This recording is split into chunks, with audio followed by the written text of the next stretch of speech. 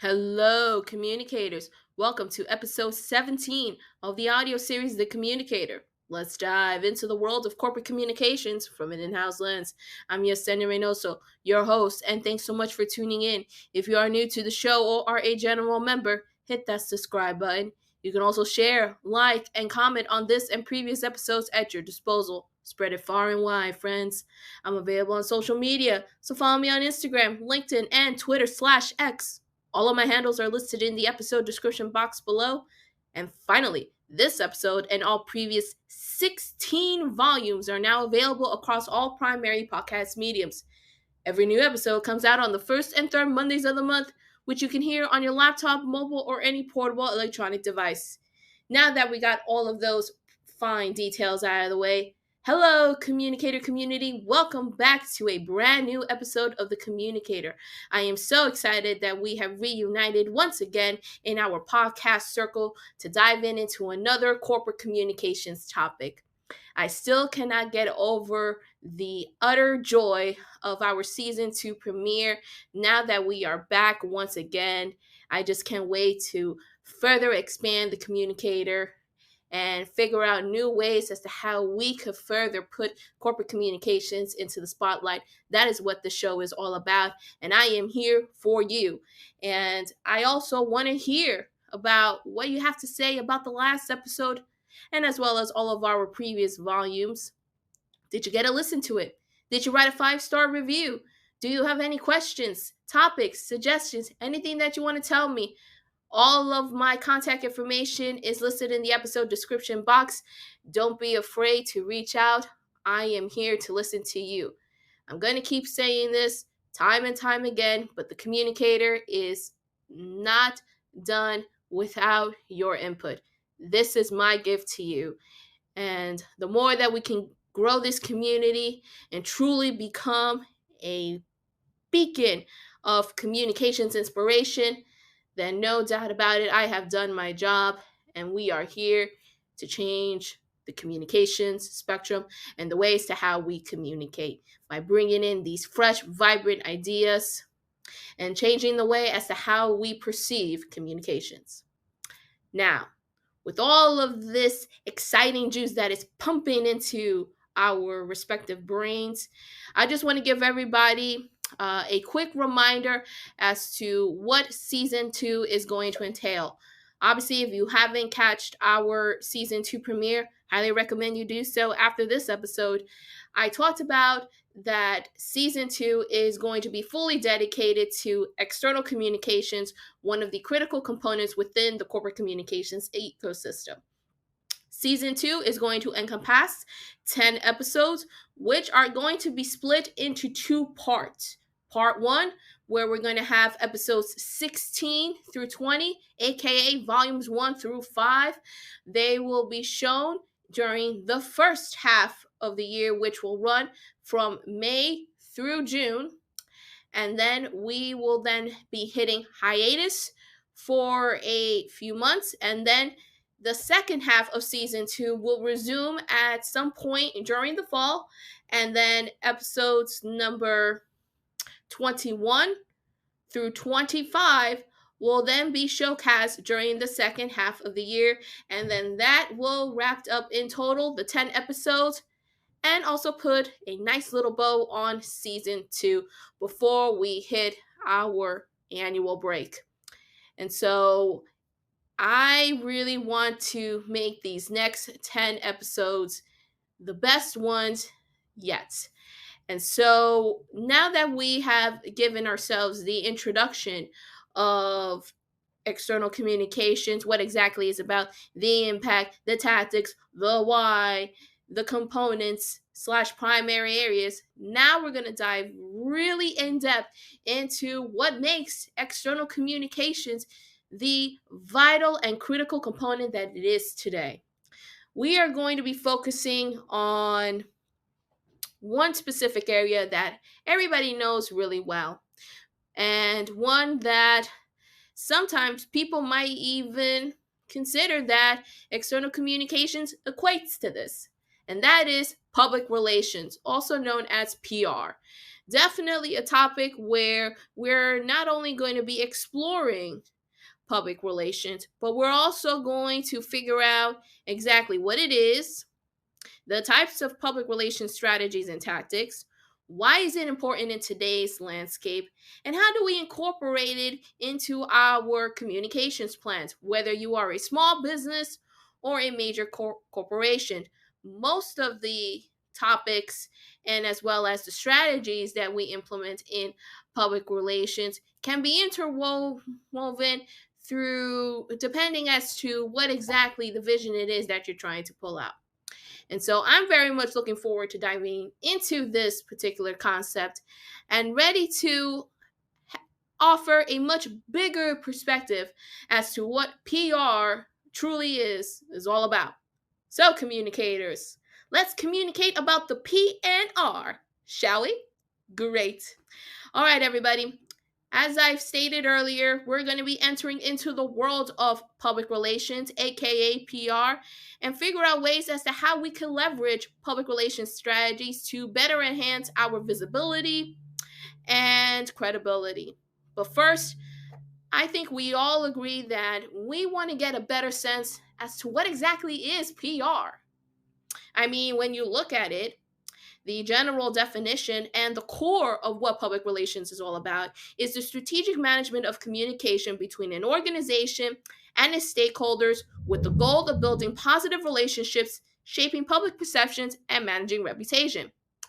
As I stated in episode number 16, PR efforts pretty much shape up the way as to how people, whether you work in internal or external circles, perceive you.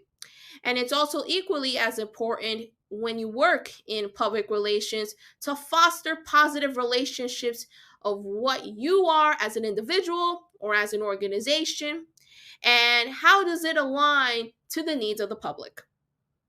In many ways, it improves channels of communication and to institute new ways of setting up a two-way flow of information and understanding. I want everyone to know this. PR is persuasion business. I will repeat again. PR is the art of persuasion. It really is a persuasion business.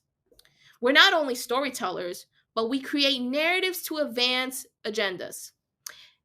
In more ways than one, we are also shapeshifters. It is our job and responsibility to shapeshift narratives and perceptions. It is also our job to convince you that our narrative is the one that should be aligned with you the most. Perhaps maybe it's also the reason why that today's society is so heavily narrative based. But how does public relations differ to, let's say, advertising or even marketing? Look at it from the spectrum of paid versus unpaid, earned versus purchase, credible or even skeptical. Advertising is paid media, while PR is earned media. Paid and earned, two components of the peso model. Hey, wait a minute. I think we're onto something with the peso model, by the way. We have already mentioned a piece of it during the season 2 premiere, and now we're mentioning this again. Perhaps we might be witnessing the emergence of the peso model throughout season 2, and perhaps we may want to investigate that a little bit deeper. Who knows? And stay tuned, communicators. But either way, now that we got the general synopsis as to what public relations is all about, we're now going to dive into the types of PR strategies and tactics. Now that we have a pretty clear understanding as to what it is, let's explore some common strategies and tactics that are typically used in public relations campaigns. The first is media relations.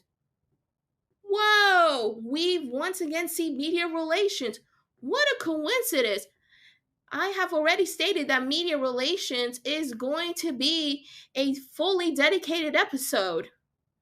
I do have some spoilers, by the way, that I'm going to be revealing right after I revealed this little tactic. As you all know, media relations builds relationships with journalists, secures media coverage, and manages press inquiries to amplify, I should say, brand messaging. There are only two ways to create news: create a story and follow a story. Remember back in season one, I talked about how news equals new. The media news cycle constantly changes, and it's up to us PR folks to follow and adjust to that cycle. Your news is only as good as how long the topic stays in the headlines or how good that the chocolate chip cookie smells once it comes out of the oven. Either way, the fact that we're witnessing media relations and how it is also just as important as public relations and how it interweaves with external communications is very much a clear sign that PR and media relations are the primary two areas that are pretty much attached to how external communications operate on a daily basis. Speaking of which, now that we're focusing on public relations, I'm here to give you a little spoiler. Episode 16 is all about public relations. Episode 17, which will be the third episode coming up in season 2, is going to be all about media relations. And then episode 19 will be a compare and contrast, the difference between PR and media relations. And so, because of that, 16, 17, and 18 are going to be a three-part mini-series within the whole concept of season 2. And so, looking forward to be diving into media relations and the difference between both parties in the next 2 episodes. I just love giving spoilers. It really generates additional excitement for us to come back and be able to converse this even bigger. Now, back to types of strategies and tactics. Along with media relations, another component that we ought to consider is social media. Now, with social media, when you leverage these platforms to engage with audiences, it's quite understandable that we share compelling content and we also foster brand advocacy. The $1,000,000 question that I think everyone wants to have answered, or at least has in their brains, and may or may not have an idea as to what other things social media can do. Can it eventually replace public relations? The answer to that is a quick and easy no. No. However, it can generate another aspect of your brand that can further showcase your story and enhance your reputation. The next tactic is crisis communications. Developing proactive plans to address and manage crisis swiftly, transparently, and effectively to protect brand reputation. We are going to be focusing way more about the ins and outs of crisis communications. As a matter of fact, I'll be dedicating a full season of it at some point down the road. But until then, I'm going to be giving everyone just a brief overview to lay down the seeds for what we will eventually be discussing when we eventually hit crisis communications territory in the future. Tactic number 4, influencer partnerships. Collaborating with influencers and thought leaders to reach targeted audiences authentically and drive brand awareness.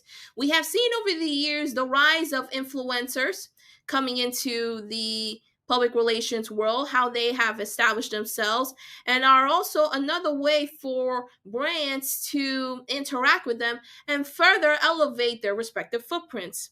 In many ways, when you collaborate with influencers, they also have strategies of how to pull in specific target audiences because perhaps maybe the brand itself is trying to target those and could utilize those influencer partnerships as an opportunity to further introduce and eventually establish themselves if they are aligned with that influencer. And plus, both parties understand the importance of driving brand awareness because when both sides are aligned on similar qualities, both parties benefit. Now we move on to the third part of our show. Why is PR so important in today's modern world? In today's digital age, PR plays a crucial role in the public perception and maintaining brand reputation. Want everyone to have a quick fact. Having a strong PR strategy helps you find opportunities to amplify your brand. But now we're going to dive into 4 core reasons why PR matters. First is one that I'm going to constantly keep saying like a broken record because all PR pros must have this drilled in their head: the importance of building trust and credibility. As I have said time and time again, PR helps organizations establish trust and credibility with their target audiences to transparent and authentic communications and or storytelling. PR pros have to create relationships with media outlets, influencers, bloggers, and other key individuals that can assist and ultimately benefit in utilizing their expertise and input in further growing their organization. Number 2, managing reputation. Public relations professionals are very much skilled in managing and safeguarding a brand's reputation amid crisis, controversies, and online scrutiny. We're gatekeepers, but if we need to be security guards and protect the brand from whatever negative situation that comes in our way, we are certainly going to do it. You can pretty much say that we could put up the stop sign and try to halt whatever oncoming situation that comes into our way. Managing reputation also has a connection to crisis communication and the importance of being ahead of the curve when you're dealing with any kind of crisis. So, in public relations sense, if you try to incorporate different types of strategies to address and manage crisis, it's really important to have a team that is very much that knows exactly what they need to do and willing to do anything to protect a brand at all costs. Point number 3, navigating the current media landscape. With the rise of digital media and social networks, PR professionals navigate the evolving media landscape to ensure that their clients' messages are heard and miss the noise. Make yourself stand out. One of the many tasks that PR pros have to do. We need to figure out ways as to how we could push our brands to the forefront and make sure that they get the spotlight in doing what they need to do. And finally, point number 4. The key goal in all of this is to ultimately build brand awareness and sentiments around your company. PR helps formulate interest and puts you in the limelight. The more people talk about you and check you out, the more people may give you their business. Eventually, sales will come au natural. But it also gives you the chance to establish emotional connections with target audiences, and it can be such a powerful tool to build brand loyalty. And finally, part 4 of our episode is incorporating PR into in-house or agency departments, whether you work as a small business, a solopreneur, a startup, or even in a large-scale corporation. Now, there are a couple of practical ways for all involved parties to incorporate public relations into their business strategies. The first is to craft compelling stories. Share and emphasize your brand's unique story and values, as well as the mission, to connect with audiences on an emotional level and to differentiate yourself from the field. It's all about finding your unique brand value, your brand heart, and then utilizing that brand heart to attract new audiences and be able to make yourself stand out in ways that your competitors may not. What is unique about you that a member of the general public, I don't know about you? Why should I invest in you? The way to do that is by crafting a unique, compelling story that may answer the question that the consumer is looking for. Another way is to leverage local media. Build and leverage relationships with local journalists and community influencers, events, and partnerships to gain visibility within your target market. When we talk about local media in the next episode, number 17, we're going to be talking about ways as to how we build media relationships. Media relationships is a critical piece in media relations.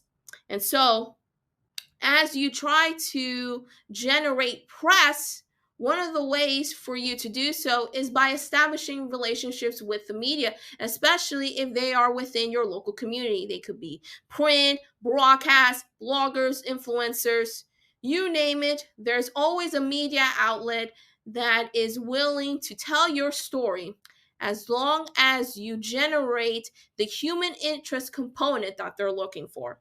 And we'll talk about that further again in the next episode.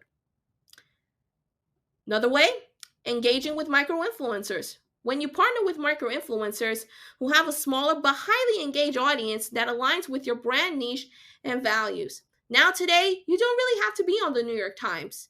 If you have an influencer or a blogger that has a very strong core audience that can generate just as much reach and impressions as landing in one of any major mainstream outlet, then your brand will greatly benefit from it. And finally, utilizing DIY tools. When you take advantage of online resources such as press releases, news distribution sites, media databases, social media management tools, and so forth, those tools are a great way to reach journalists and bloggers directly. Obviously, incorporating any kind of DIY PR tool is only going to help further build your brand equity. And it also will give you a chance to have a clear indication as to where your organization is going in terms of analytics.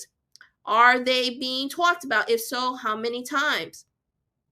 How big or how small is your audience? How are they consuming the news, and how do you establish yourself? Why is it important for us to reach all these target markets or utilize these platforms? What exactly do we need to do from a storytelling element that is going to drive the main point home? PR tools are a great way to help you build and set you up ultimately for success.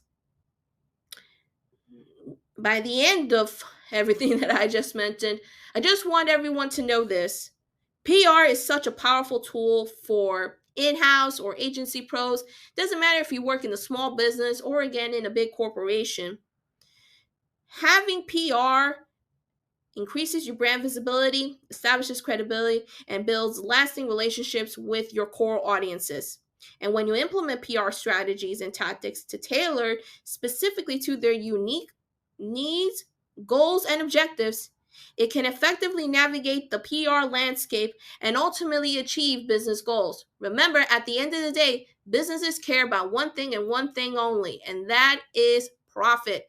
They care about building revenue, and as long as public relations, which is part of the external communications subcategory, anything that can help businesses further get new audiences to talk about them and eventually generate that into sales leads and new clients, then businesses will be able to formulate profit and in the turn cement themselves as a true asset for core audiences, whether it's within local communities or outside other different areas.